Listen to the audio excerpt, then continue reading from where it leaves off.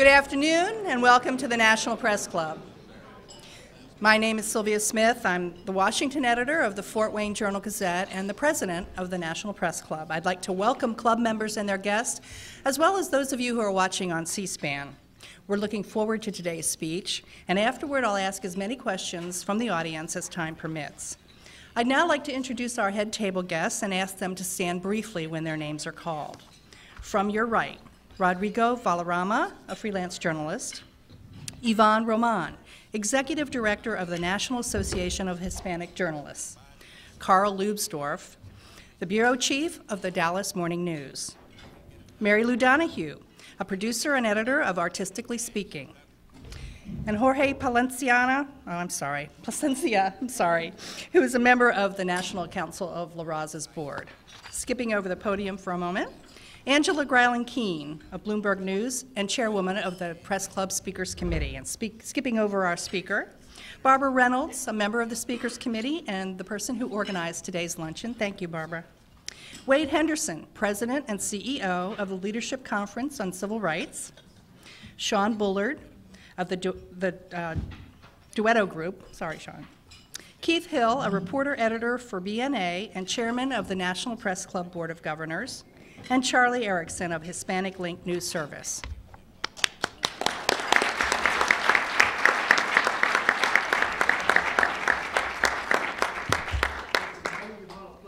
If we needed any evidence of the potency of immigration in the presidential election, we got it aplenty after Barack Obama's recent remarks about what makes chronically underemployed people bitter. He said people whose jobs have evaporated sometimes cling to the anti-immigration sentiment or anti-trade sentiment as a way to explain their frustrations. Obama might have been taken aback by the reaction of those remarks, but our speaker no doubt saw it coming. When Janet Murguia became president of the National Council of La Raza a little more than 3 years ago, she assumed the leadership of a civil rights organization that is deeply involved in immigration and, by definition in our current society, in controversy.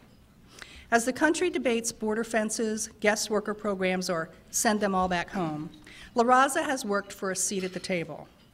The organization supported a compromise bill that included a path to citizenship for some, but not all, illegal immigrants. As a result, some within the organization's constituency called La Raza a Trojan horse for corporate America in the Latino community.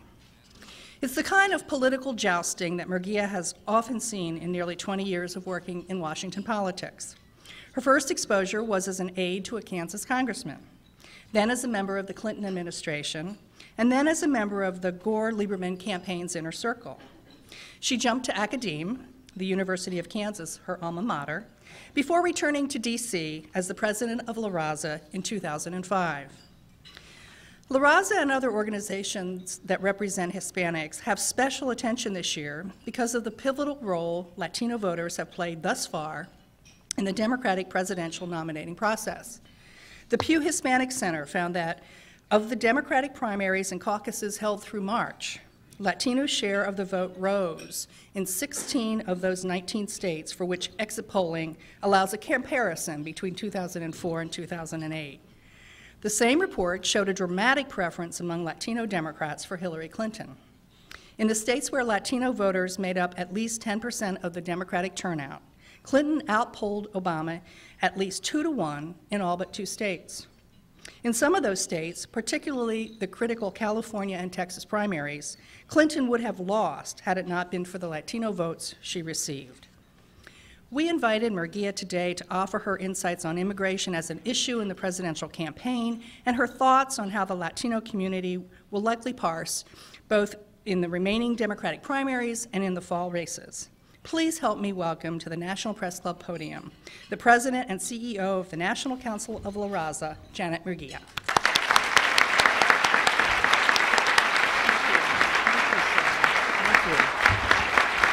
Thank you. Thank you. Thank you. Thank you, Sylvia, for that very kind introduction. This is a privilege and an honor for me to be here today. This is the first for NCLR, and it's a first for me. I can't think of a more important time to be at the helm of NCLR for our community and for our country. Let me start by telling some of you, in case you missed it, that NCLR is the largest national Hispanic civil rights and advocacy organization in the United States.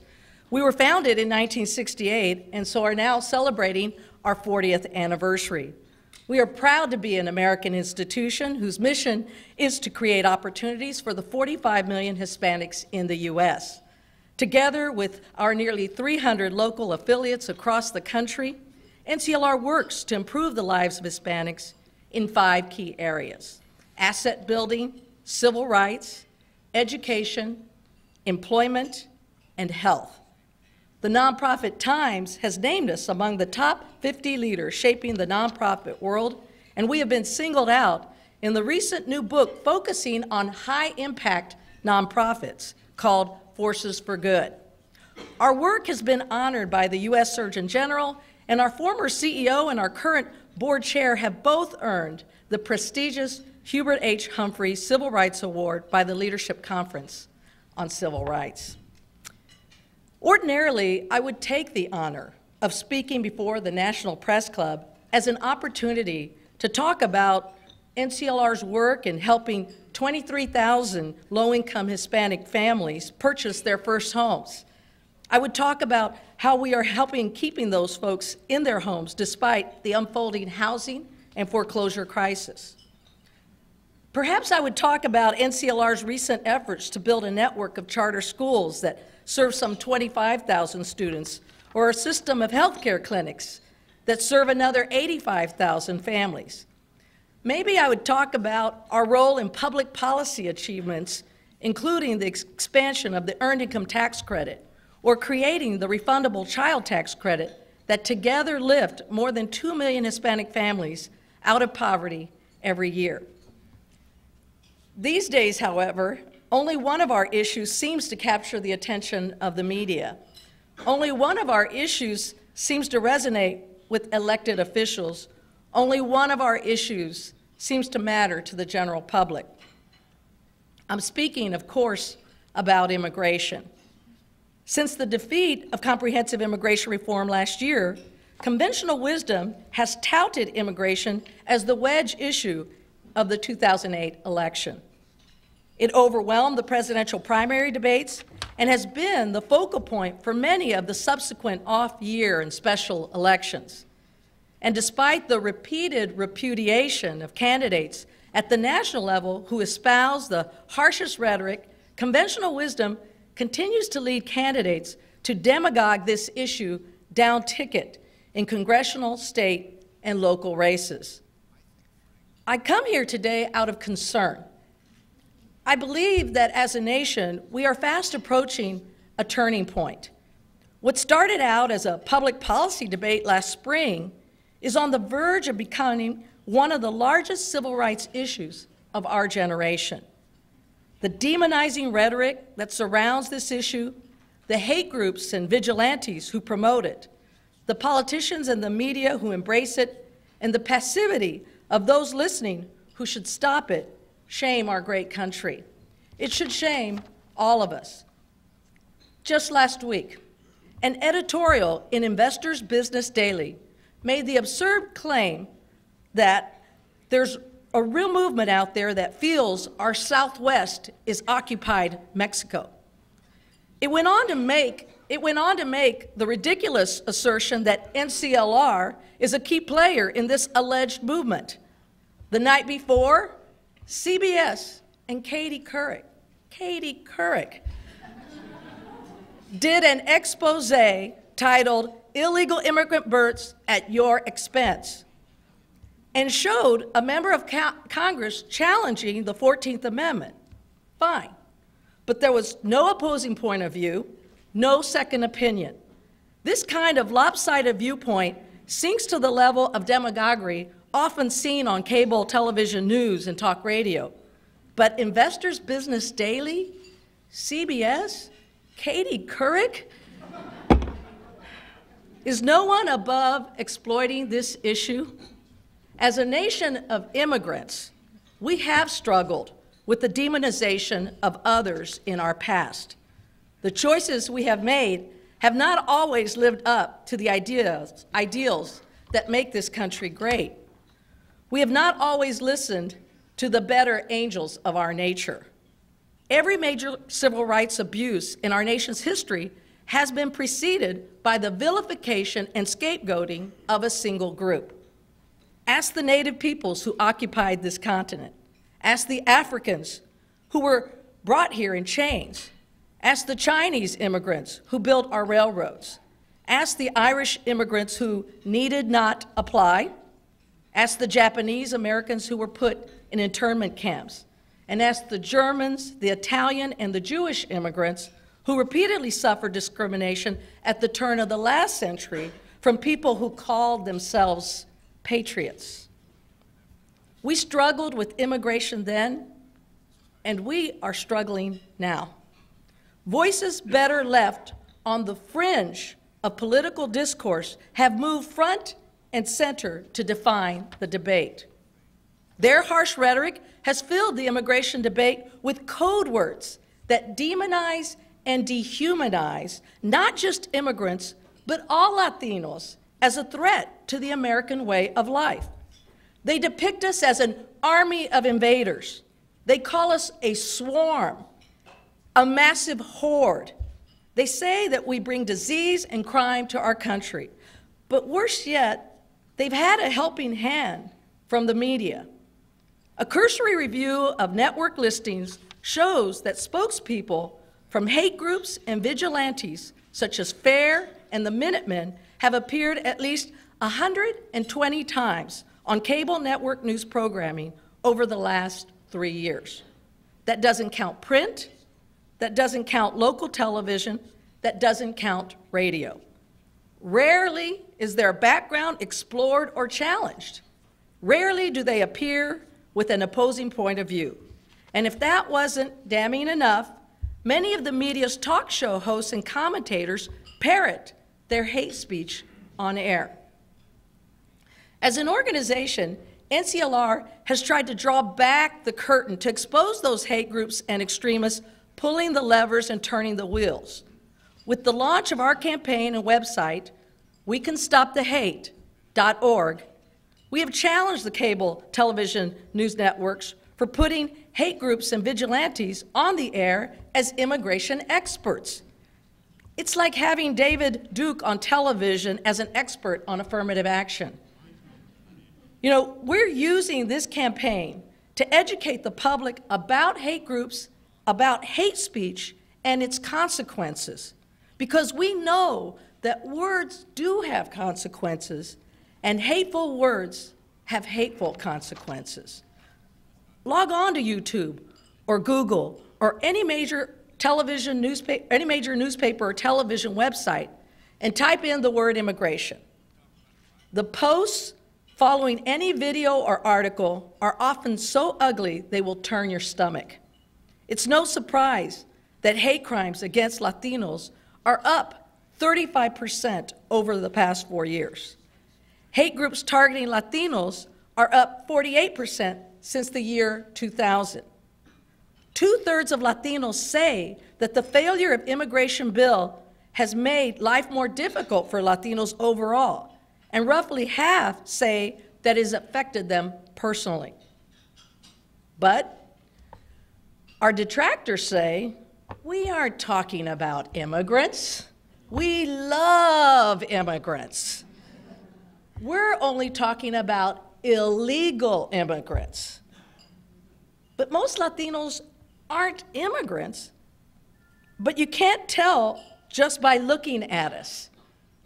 More than 80% of Hispanics in this country are US citizens or legal residents. But the truth is, Hispanics understand that this issue is about all of us. When demonstrators in Arizona put on surgical masks whenever a Latino walks by because they think we carry tuberculosis, it's personal. When Lou Dobbs trumps up false statistics tying immigrants to a steep rise in leprosy, it's personal. When your 10-year-old nephew, who was born in Kansas and a second-generation American, is told by a schoolmate, he's 10 years old, Mexicans are stupid, and I think you should go back to Mexico. It's personal. When friends and neighbors get pulled over and ask for immigration papers, and sometimes are detained for hours, even though their families have been in this country for generations, it's personal. And you don't have to be an immigrant to be horrified that 13,000 American children have been separated from a parent by immigration raids. You don't have to be an immigrant to know that those shouting amnesty have left mass deportation as the only solution remaining on the table.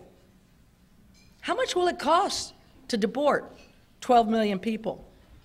How many additional police will we need? How many federal judges, prisons, and federal courts? How many U.S. citizens of color or with an accent will be picked up in such a massive sweep? How many boxcars will it take to move them to our border? You don't have to be an immigrant to know that such solutions are really not solutions. Perhaps some of those crying loudest about amnesty really don't want a solution at all. Which brings me back to immigration as the campaign wedge issue for 2008. 4 months ago, conventional wisdom pushed Rudy Giuliani and Mitt Romney to spar on national television over who was tougher on undocumented immigrants. A moment so captivating that even Tom Tancredo stood back with pride and said they were trying to out Tom Tancredo. 3 months ago, conventional wisdom led 49 Democrats to support a deportation-only bill in fear of what Rahm Emanuel called the third rail of American politics. 2 months ago, conventional wisdom held that immigration would be the winning issue in the special election being held in Illinois. But what do the results show? The results show that such conventional wisdom could not have been more misguided. Anti-immigration campaigns have, for the most part, failed. Immigration as a wedge issue does not deliver the votes. Most of those running anti-immigration campaigns lost their elections in 2006 and 2007. The presidential candidates who adopted hardline positions on immigration have all been pushed out of the race. Just recently, a safe Republican district in Illinois went to Democrat Bill Foster over his opponent, Jim Oberweis, who mounted a largely anti-immigrant campaign. His loss prompted John McCain to caution his own party. "We just had a loss of Denny Hastert's seat," he said. The Republican candidate had very strong anti-immigrant rhetoric, so I would hope that many of our Republican candidates would understand the political practicalities of this issue. So clearly, when it comes to immigration, conventional wisdom has gotten it wrong. Simply put, as we say in Kansas, that dog won't hunt. Why is it then that 1 month ago, after Senator McCain had secured the nomination, conventional wisdom prompted a group of Republican senators to introduce a raft of punitive immigration bills in the Senate? Why is it that another group in the House has fought to resurrect the Shuler-Tancredo deportation-only legislation? Why is it that 1,400 state and local initiatives have been introduced in the last year compared to 1,300 in the last 10 years? The answer is all of these actions are clearly designed to exploit the issue for the elections this fall. All of these initiatives do not account, though, for one simple dynamic. This issue not only fails to move the general public, it galvanizes the Latino vote. It's easy to understand how this could happen. The best political teams on television have so few Latinos in front of the cameras, who could know how Latinos might react? Make no mistake, the Latino vote matters. And after this election, it will matter more. Latinos were the deciding factor in the Florida primary for John McCain. They helped him take the lead amongst Republicans. He won 54% of the Latino vote in a crowded field. Hispanics were the decisive factor for Hillary Clinton in New York and California and gave her new life in her candidacy in the Texas primary. She carried approximately 2/3 of the Hispanic vote in that state. In 1996, 4.9 million Hispanics voted. In 2008, with an energized electorate, that number could double to 10 million. More importantly, Hispanics constitute a large share of the electorate in 4 states that President Bush carried by margins of 5 percentage points or less: New Mexico, Florida, Nevada, and Colorado. We know that the Latino vote will be the deciding factor in who is elected president this November. Given the importance of this election at all levels, we have launched several new major initiatives to improve Latino participation in this year's election, including our partnerships with Democracia USA and the Ya es Hora campaign, all designed to further engage the Latinos in this election year. Just as Latinos have had a significant role in selecting the candidates for president in both parties, we hope to elect a Senate, a House, state governors, and legislators who will show courage and leadership in taking hate out of the debate. Hispanic voters have spoken loudly and clearly that we will not be demonized, we will not be scapegoated, and we will not be ignored. But we cannot and should not do it alone. Poll after poll shows that Americans favor solutions that require people to come out of the shadows, require them to pay a fine for entering this country without documents, and require them to learn English and pay taxes in order to become citizens. Those American voices, however, are being drowned out by a small but extremely vocal and persistent grassroots network. In short, there is a bully in the room, and all of us need to stand up to him if we are going to live up to this country's best ideals and aspirations. 2 years ago, the Latino community held some of the largest peaceful demonstration in U.S. history. To our community, it proved that each of us is not alone. It gave us confidence to stand up to the voices of hate. It gave us hope. But this time, there's only one march that will truly empower our community. There's only one march that will demonstrate our clout. There's only one march that will speak louder than all the voices of hate that are mobilized against us. Our next march is to the voting booth this November. I ask all Americans to join us in that march this year to oppose the voices of hate, to reject the politics of division, and to support those who are serious about finding legitimate issues to this complex problem. Thank you very much. Thank you. Thank you. Thank you.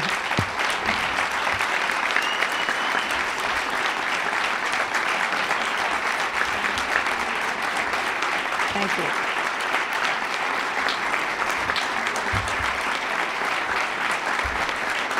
Thank you. Thank you. Thank you.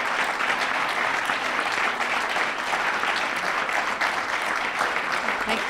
Thank you. Right up here. Thank you so much. You had some harsh words for the media there. Are you suggesting the media, and can we just take out talk show hosts and commentators for a moment, should not quote or interview organizations and people who have a diametrically opposed view to you? And as a corollary, how do you take hate out of the debate? Sure. We're not saying that. We can have an honest difference on immigration policy, and we welcome that debate. This is not about people who have a different view on immigration. We know this is a complex issue, and it's going to require different points of views coming together and resolving that. This is, though, about representatives of hate groups as designated by, not by us, but by organizations that have a long history of designating hate groups and hate speech. And it's questioning the judgment and the journalistic integrity of those cable news programs that suggest that somehow it's appropriate to put someone who represents a hate group on the air and tout them as an expert on immigration. That is not journalistic integrity. And it requires more context, I think, for viewers and readers to understand that. Another point you made is that immigration is used as a wedge issue in this campaign, and that the media is focusing on that perhaps in an inappropriate way. What would you suggest to those of us who write for markets that our own polling shows that the community itself is very interested or concerned in one way or another about immigration? Do you think we should not write about it, or if we do, in what context? No, of course, we need to discuss this issue, but we need to take the hate out of the debate. And what I mean by that is when we can show, again, the ADL, Anti-Defamation League, has a long record of defining and designating what hate speech is. And when they talk about these code words of hate and how they can enter our mainstream, when you start demonizing and dehumanizing a segment of our society and inculcating the mainstream with those words, it has an impact. And let me just remind you that hate words are correlated to the increase in these hate crimes that we have seen occur. And we've seen really high rates occur in the last 4 years. And at the same time, when we've seen this rhetoric become so extreme, we've seen a correlation in the rise of hate groups targeted at Latinos and in the rise of hate crimes targeted at Latinos. So I want to be clear about making the distinction, again, about the difference between having an honest dialogue and differences of opinion on immigration reform, but when individuals or spokespeople represent hate groups and are touted as immigration experts, that's a different story, and we need to expose that so that those words will not take center stage and enter into a mindset of our society that we know will then demonize and dehumanize that segment of that society. So I do think that it's important for us to just be vigilant in understanding how those words can have consequences. And when representatives of groups that are designated as hate groups, I think that we need to make sure that those individuals are not touted as immigration experts. There's a real distinction there. In an ideal world, what would an immigration bill look like? And are you saying that the U.S. border should be completely open to anybody who wants to immigrate? Yes. Let me be clear about that. I'm going to answer the second part first.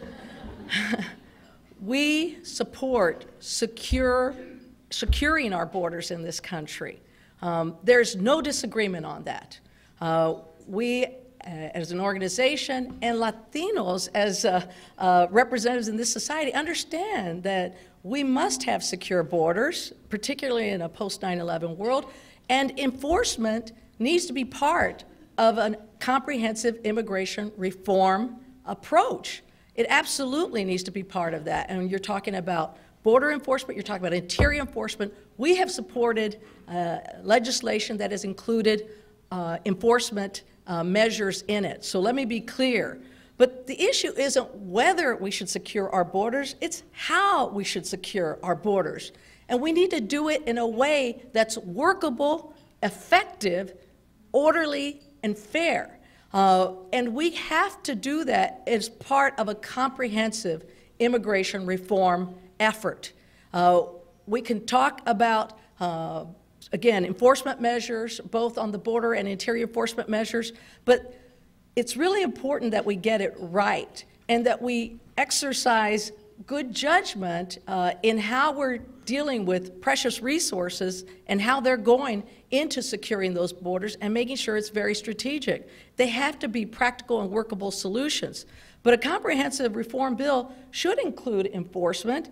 It also, though, needs to include dealing with the 12 million undocumented individuals who are in this country, and we need to deal with the future flow of workers. So we need provisions that will deal with those three areas in order for this to work. You can't do immigration reform in a piecemeal way. And part of the problem that we're seeing occurring out there across the country is because there's been a failure of leadership at the national level, because there's been a failure to address this issue at the federal level, and this does require federal oversight and jurisdiction, we're seeing now local ordinances and statewide ordinances trying to do this. They're not equipped, they're not trained, they don't have the right ability. They don't have the ability to be able to do this. But of course they're frustrated. We're all frustrated. We want a solution to this problem, but it does require a comprehensive solution.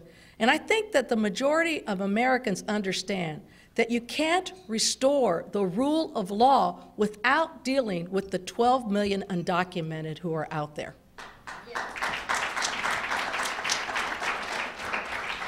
Do you believe that public opinion is growing or falling for the wall? Increasingly, we hear it referred to as the height of folly. As I mentioned earlier, we understand that we have to have enforcement on our borders, that there needs to be a secure border, but it's really about not whether we do it, it's how we do it. And you just need to listen to the border governors. Listen to the border governors in Arizona and New Mexico, Governor Napolitano and Bill Richardson, who will tell you that for every 10-foot wall that's built, there's an 11-foot fence that will be built, 11-foot ladder that will be built for that. Look, we need to use our resources, which are precious and limited, in a way that's most strategic. Even border enforcement personnel will tell you that they would rather see those resources used on better technology and better training, where they can target in a more strategic way where there are vulnerable gaps on the border. So we need to be smart about how we use our resources and ultimately do what is most effective. There's too much grandstanding around trying to be strong and tough on enforcement. That grandstanding is something I think that is wearing thin with the American public. They want reasonable, practical solutions to this problem, and they're hungry for leadership at the federal level on this issue. So I'll jump ahead a bit. Who offers that leadership of the three people who are running for the nomination? You walked right into it.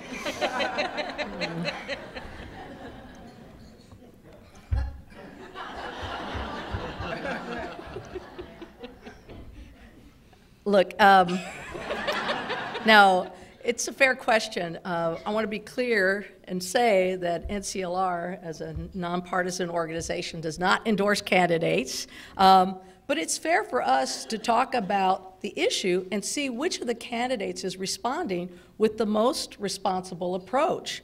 And I think it's fair to say that, and as I referred to in my speech, that we have seen a lot of the candidates who had been demagoguing this issue who have now been pushed out of this race. I think it's not a coincidence that now the three that are in the race so far have all embraced comprehensive immigration reform. And, you know, we've got to see, I think there is some interest in seeing Senator McCain and how he walks a very difficult tightrope. He is someone who has supported comprehensive immigration reform, offered the McCain Kennedy bill that was a comprehensive approach. He has made some comments since then that indicate that it's not clear exactly how he's going to deal with immigration overall. He's said something about perhaps doing steps to do enforcement first, but I think we need to hear more from him on that. The one thing I will say about Senator McCain is that he has consistently taken a principled position when it comes to dealing with the 12 million who are undocumented. And we appreciate that because, as I mentioned before, I don't think we can have a solution without dealing with that segment. I think Senators Clinton and Senators Obama have also embraced a comprehensive immigration reform approach to this. And so in many respects, I think it's how we see them emerge and making this issue a priority to deal with it once any of these individuals become president. I think it's going to be really important that they make a commitment to ensuring that it is a priority early in their administration. And we're going to be asking our community to challenge all of the candidates, people on both sides of the aisle, with these questions and fleshing out further how they would deal with this issue. But I think we can say that all three appear to have taken comprehensive immigration reform approaches, and we would want to sort of flesh out from them further how they would do it. But I think the important thing is to get a strong commitment from each of them that they would make this issue a top priority early in their administration. An eloquent introduction to finishing the answer. Sure. Of the three, is there one who has indicated a that it would be a top priority in his or her administration? Well, I think all three have said it's very important. I think they've used the word priority, but you know, for many, I think in our community, there is a sense of urgency around this, not just because the system is broken and needs to be fixed. I'll give you an example. Every piece of legislation that's coming through Congress, almost every piece of legislation, you can just wait till the amendments come through. Every one of them is being, on every piece of major legislation, it doesn't have to be out on immigration, all these amendments are coming through where they're trying to double and triple and quadruple the ways that we're making sure that undocumented immigrants aren't benefiting from some part of this legislation. It has really caused a bottleneck for so much of the thoughtful discourse that needs to occur on these issues outside of immigration. So until we deal with this issue, you know, everybody understands we want to deal with health insurance, access to health and health care reform. Can you imagine if that bill were to come, if we were able to have a historic effort to deal with health reform and immigration is still not resolved, and we're trying to figure out which of those areas are going to be pertaining to immigrants and undocumented immigrants? Look, we have to deal with this issue because it seems to affect so many other pieces of legislation. And I think all of the candidates understand that it's a priority, but I think we need to flesh out still further which would certainly make it a top priority in their administration. Senator Clinton, as the statistics show, has really been the beneficiary of a huge outpouring of Democratic Latino vote in the primaries that we've had so far. Are those people, do you think, voting on the basis of immigration, or are they looking at her in a different context? In other words, do they evaluate her as the best of the three? Yeah, it's a good question, and I also want to use it as an opportunity to say, and immigration is an issue that cuts across the Hispanic community, and I tried to articulate in the speech why, because it seems like in some way or another, Hispanics, even those who have been here for generations, see this as touching their lives in some way. And so they understand the importance of why this issue resonates, why it's important in galvanizing the Latino vote, mobilizing the Latino vote. But there are other issues that are of great importance to the Latino community: education, health, the economy, and jobs, and housing, and the foreclosure crisis. All of those are very important to the Hispanic community. And when you poll the Hispanic community, poll after poll shows that education and health are always at the top of the list. But we're I'm trying to signal, though, to politicians and elected officials that, yes, those issues are important, but immigration cuts across the community in a unique way that does seem to mobilize the Latino community. So to answer your question about Senator Clinton and why her appeal is there for the Latino community, it's a number of things. She, and with her husband having been president, have great name recognition in the Latino community. They have a good record, and I think she has worked in her own right to establish a good record of working to be an advocate for children and families. And within that, she's been a part of a number of initiatives that have tried to lift many Hispanic families and Hispanic children. So she's got a record in her own right. She's got more name recognition and has done a lot to reach out to the Hispanic community. So I give her a lot of credit for doing the outreach, but also for the fact that she does have a good record and the name recognition. And all those things combined, I think, have lent to her broad support in the Latino community. But I do know that, you know, in Texas and in California, the margins were significant. And I know that in Texas, the Clintons and Mrs. Clinton had been down there in her earlier days, in her younger days, registering voters. And when you've been down in the valley in Texas and you're not a stranger and then you go back down there and ask for their vote, it makes a big difference. And I think that's part of what we saw happen in Texas. So. Having served in the Clinton administration, how do you retroactively assess the immigration policy groundwork that that administration left? Well, you know, I think we saw even then challenging issues emerging. I think there was some effort to restore benefits that had, for legal immigrants that had been taken away. But I think there were a lot of other agenda items. I don't think, and you know, you've heard some of the politicians make reference to it. You know, I think we had a sense that the immigration system was breaking, if not broken, back then.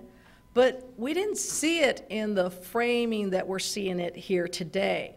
Some people say it's because the economy was so much better during the Clinton administration based on economic results, but you know that when you have a country in a more prosperous time, there happens to be less interest in this issue. I'm not sure if that's the case entirely or not. I do know that it's been, I think, a culmination of factors that have led to what appears to be a worsening of the system.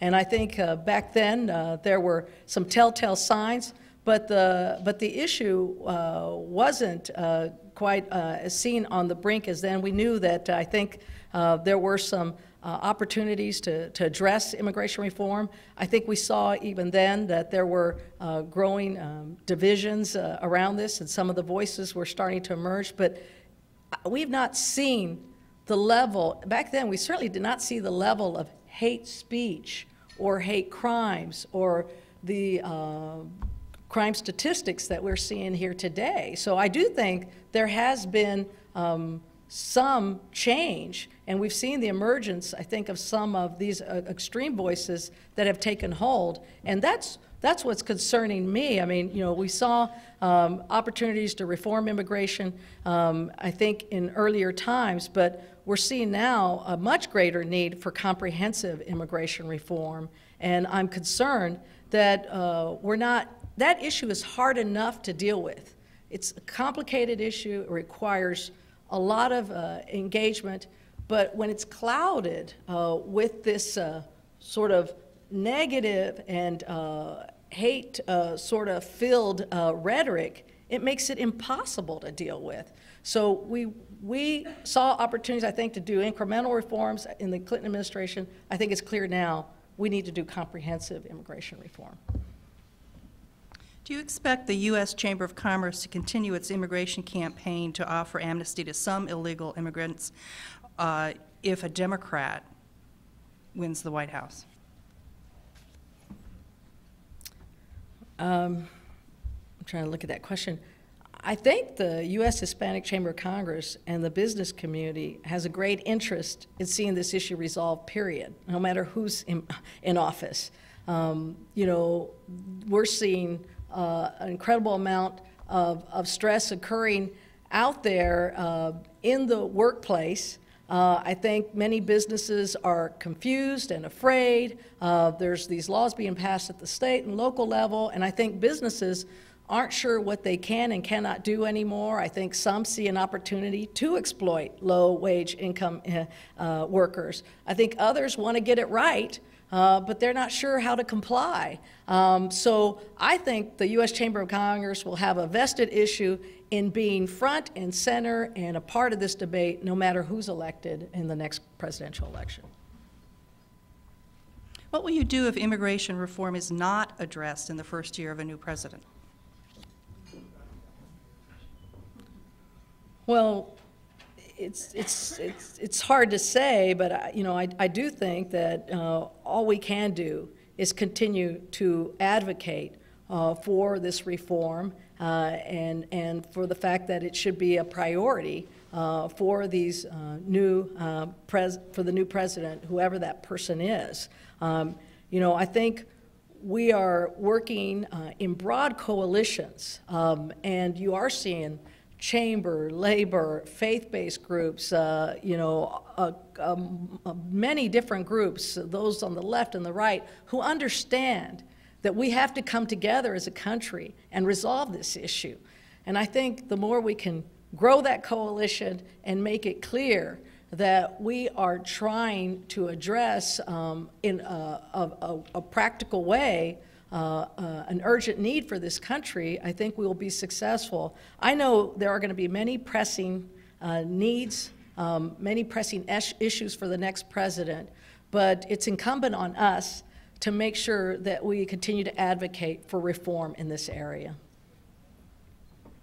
An audience member says the SAVE Act, a Democratic enforcement bill, is now within a few votes of being discharged to the House floor. Will you oppose it if it comes up for a House vote?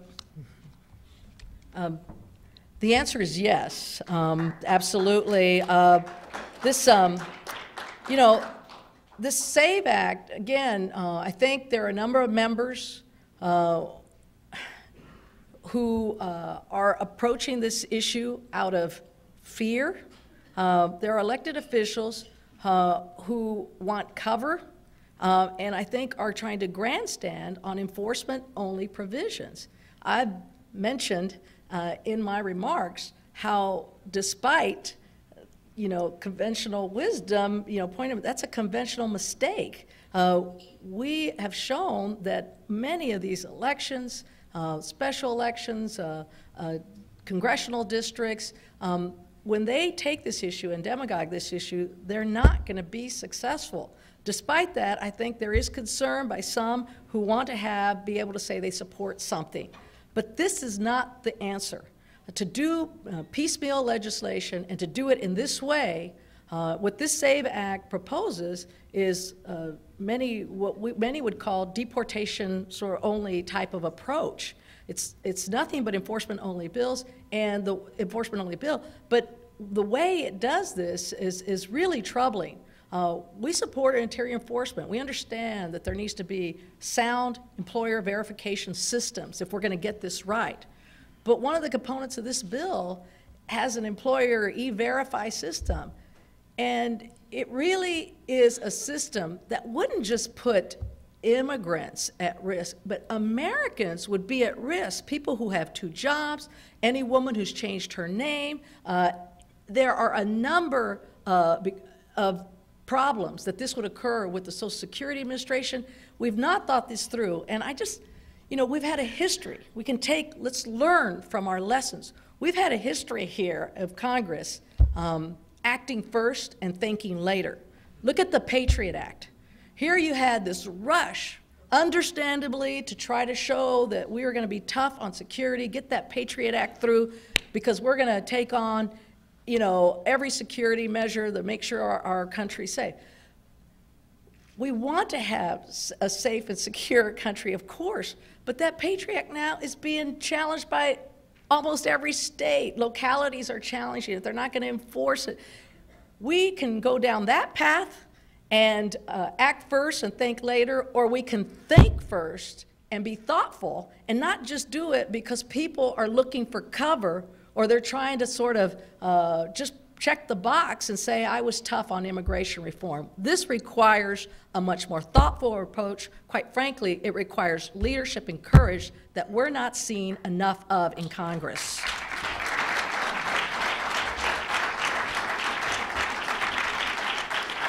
Why do you think that when people talk about border security, they almost always are referring to the southern border instead of the northern border? It's a good question. You know, I think my speech hinted at why it might be that way. I mean, you know, you do sense that there does seem to be a skewed view about how we're dealing with our borders. And, you know, I don't know all the statistics, but I think some people will tell you that of the various, you know, individuals who have crossed the border who have been subject to terrorism, most of them have come through the Canadian border, not through the southern border. So it's a good question. I'm not able to answer it other than to say that we should have immigration reform that deals with both our borders, with all of the points of entry, and that gives us the best tools and technology to do it in a strategic way. We want to make sure that we have comprehensive immigration reform that's practical, that's workable, that's enforceable. To do things just because we're trying to be tough makes no sense at all. We don't have enough resources in this country to be able to have that luxury, and we need to be more thoughtful and more strategic. Would the Western Hemisphere Travel Initiative be part of that thoughtful plan? I'm not for the West. I'm not sure I'm That's familiar the with one it. that would require over the land entry between the U.S. and Canada and U.S. and Mexico to have a certain identification. Yeah. Is that part That's of all the right. trade? Yeah, That's all right. no. Do you believe that the Latino vote will provide the winning presidential candidate with long enough coattails to elect reasonable candidates at the congressional and state and local levels regarding immigration? Well, I think, again, as I mentioned in my remarks, you know, we're very interested in the presidential election. Obviously, who becomes the next president is critical. But our focus is not just on the presidential election, and I believe that as a community, we ought to hold elected officials at every level accountable for how they're going to deal with this issue, but most importantly, ensure that they make a commitment to take hate out of this issue. Again, we have a very difficult, complex issue in dealing with immigration reform, but we can take the hate out of this, and there's no room for demagoguing on this issue. And I hope that our community would hold all elected officials accountable for their positions and how they're dealing with hate in this debate. Is the Latino vote more of a block than, say, the women's vote? You know, I don't think you know, it makes sense to start comparing certain blocks to other blocks. I'll just tell you, I mean, the demographics are important. We have seen an emergence of the Hispanic vote, and that's consistent with a lot of the demographics that you've seen, and the statistics are there. But, you know, we do know that, for instance, the Hispanic population in California is 35%. In Colorado, it's 20%. In Florida, 20%. In Nevada, 25%. New Mexico, 44%. And Texas, 35%. Those are going to be key states that are going to make the difference in this election. And I would just suggest that we have the ability to create real clout in those states and show that the Latino vote can make the critical difference. How much trouble would Barack Obama have, if he's the nominee, in getting a decisive majority of Latino votes against John McCain? Well, I think that there would be a competitive effort there underway. I think that Senator McCain and Senator Obama would both have some considerable appeal with the Latino community. And I don't think it's a given that any candidate will lock up the Latino vote unless they demonstrate that they're willing to do the outreach, take the positions that are responding to the community. And I think both have the potential, as we've seen Senator Clinton has demonstrated, but both Senator Obama and Senator McCain, we know Arizona is a state with a significant population of Hispanics, and but as is Illinois. And I think both have received strong support of the Hispanics in their states, in their respective states. I think both would be very able to make an appeal, but I think the key issue will be what do they do to do the outreach, and we will be looking closely at their positions, not just on this issue, but across the board, and see how they're being responsive. But I do think that Senator McCain will be very competitive. If you had to call it right now, I mean, if Obama were the nominee and the election were tomorrow, what do you think would be the outcome right now, based on what we know of the two candidates within your community? Yeah, well, I refuse to answer that question on the grounds that it will incriminate me. I don't know. I can't predict right now. So.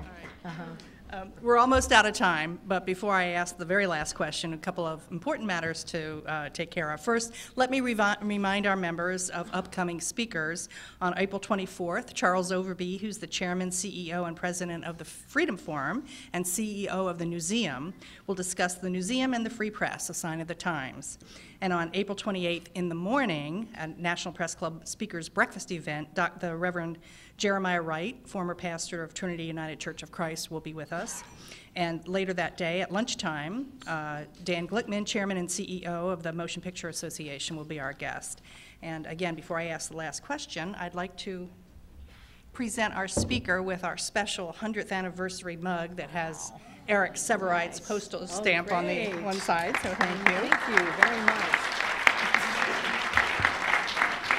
And for the final question, if the tables were turned and you were the talk show host asking Lou Dobbs one question, what would you ask?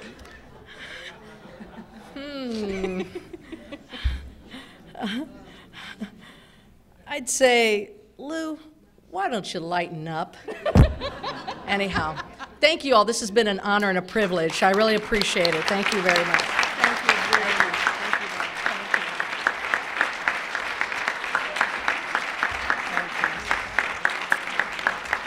I'd like to thank our speaker very much for coming today, and all of you. I'd also like to thank National Press Club staff members Melinda Cook, Pat Nelson, Joanne Booz, and Howard Rothman for organizing today's luncheon, and also thanks to the NPC Library for its research. The video archive of today's lunch is provided by the NPC Broadcast Operations Center.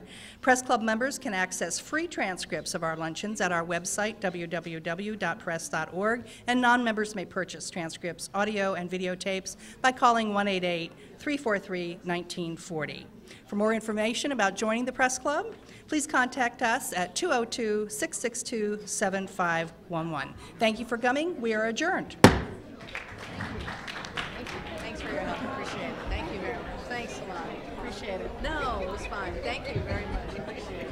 I just want to get my materials here. Thank you so much. This was great. Yeah.